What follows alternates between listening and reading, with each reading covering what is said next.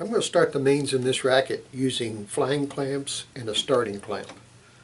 First thing I'm going to do is pull tension on the first main. I've got the second main held with my starting clamp. I'll clamp these two strings together.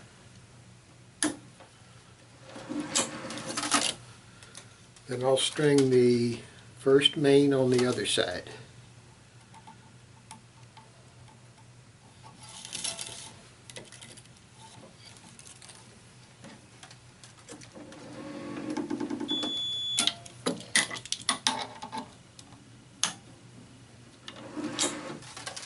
Now I'm going to pull tension on this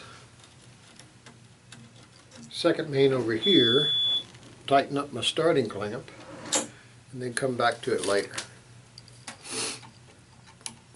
Now I'm going to go on and string the second main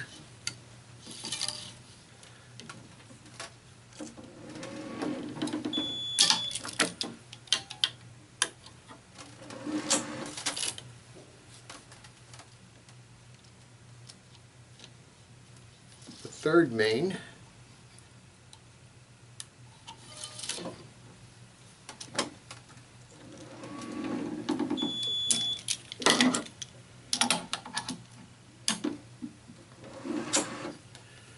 and the fourth main.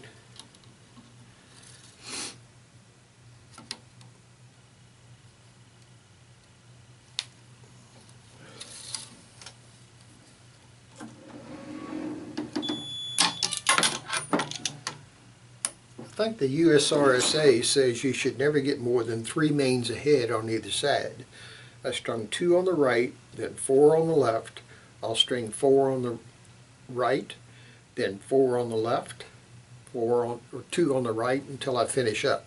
But I'll never get more than 2 ahead. Usually it's 2, 4, 4, whatever.